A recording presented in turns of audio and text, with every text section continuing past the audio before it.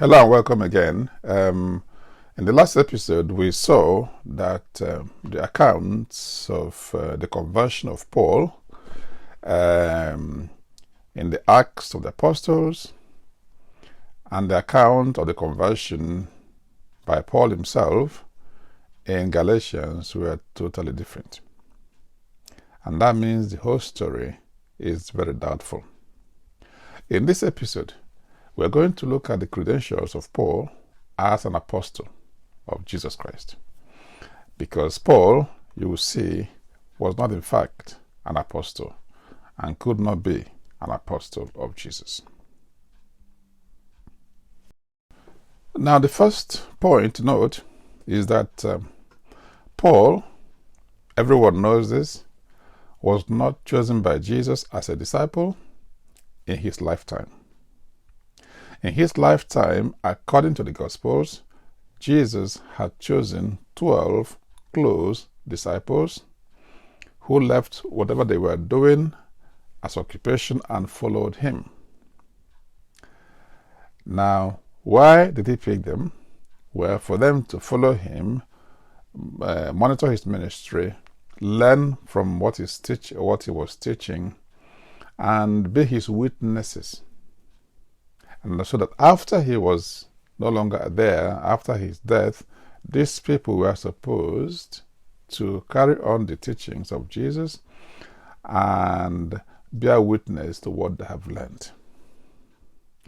Apart from the 12, the Bible tells us in Luke chapter 10 that Jesus also chose 70, or in some manuscripts, 72 disciples, and he sent them on the first missionary, on the first evangelism recorded in the Bible, in the Gospels. So these 72 and the 12 form the core group of disciples or followers of Jesus.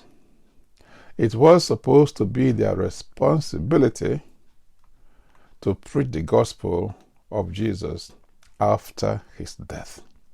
Paul was not one of the 12, and he was not one of the 70 or 72. Second point, Paul was not a follower or a student of any of the disciples of Jesus. Not of the 12 or the 70 or 72. So Paul never learned anything from them, never followed them. In Paul's own account in Galatians 1:18-24, he said that after his conversion, which was a private event or the revelation he received, he said he never went to Damascus, he never went to any of the disciples, he never went to anyone, he went straight to Arabia. He didn't meet the believers in Damascus. He only went to Damascus 3 years after. He went to Jerusalem 3 years after. Before then, he had gone on his mission. He had gone to Arabia and other places. When he went to Jerusalem 3 years after his revelation, he says he only stayed there for 15 days and met only Peter and James. He did not meet any other disciple of Jesus, and he did not learn from them. So, he received, even if he learned from Peter, Peter told him something, 15 days isn't sufficient for him to become an apostle of Jesus. But he said that he didn't learn his gospel from anyone. So he received little education from Peter, from James, and from the other disciples of Jesus. So where did Paul get his message from? Well, according to Paul, he got his gospel and his message from heaven, directly from Jesus, from heaven. Galatians 1:11-12. Galatians 1:11-12, Paul says, I want you to know, brothers and sisters, that the gospel I preached is not of human origin. I did not receive it from any man, nor was I taught it. Rather, I received it by revelation from Jesus Christ.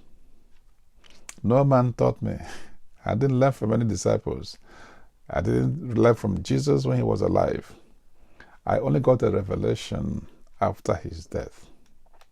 Galatians 1:15-16. Galatians 1:15-16.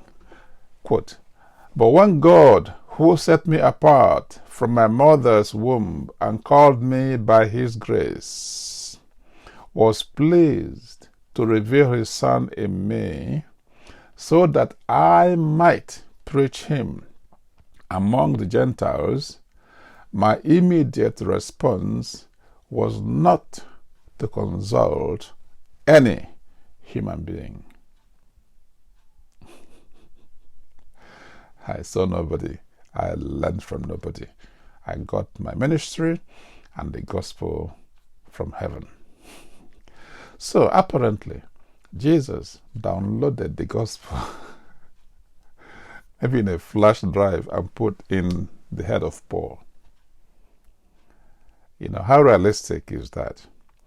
The same Jesus that had chosen 12 disciples and 70 others to follow him about and learn is now the same one, after he has passed on, downloading the gospel to Paul's head from heaven. However, to be an apostle of Jesus, according to the Bible,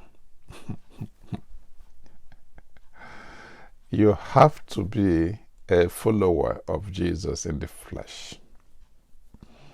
You ought to have been with Jesus, ought to have learned from him, ought to have walked with him. Acts 1:21-22. Acts 1:21-22 tells us what is required for discipleship of Jesus. Now remember that Judas Iscariot had died before the death of Jesus, yeah, and that meant they had 11 disciples out of the 12, and they wanted to replace that Judas. Now, Acts of the Apostle, Acts 1:21-22. Here, Peter is telling us what is required before somebody could qualify for selection to replace Judas Iscariot. He says, and I quote, "It is necessary to choose one of the men who have been with us the whole time the Lord Jesus was living among us, beginning from John's baptism to the time when Jesus was taken up from us. For one of these must become a witness with us of his resurrection." End of quote. We must choose somebody who was there from the very beginning of the ministry of Jesus, from the baptism by John the Baptist, through the miracles, through the temptations, through the trials, through the crucifixion, through the burial, through the resurrection, through the ascension. Only such a person can bear witness to what has happened. Paul was not there.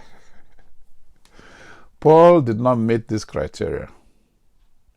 And Paul himself acknowledged he wasn't qualified to be a disciple or apostle. 1 Corinthians 15 verse 9. 1 Corinthians 15 verse 9. Quote, "For I am the least of the apostles, and do not deserve even to be called an apostle, because I persecuted the church of God." He wasn't supposed to be an apostle. He did not qualify to be an apostle. So the conclusions we can get from this is simple, that Paul wasn't chosen by Jesus when he was alive. His revelation was a private affair. Nobody can attest to it. It's just the kind of things we see today. Somebody says, oh, God called me to start a church. God called me to set up a ministry. God called me to do this and do that. Who can verify? Nobody. So Paul began this madness of God called me. So he wasn't qualified because he wasn't with Jesus. He wasn't with the apostles. He did not learn from them. In any event, Jesus would not need a Paul to preach his gospel when he had chosen and prepared people, his close disciples, and the other 70 disciples for this particular purpose.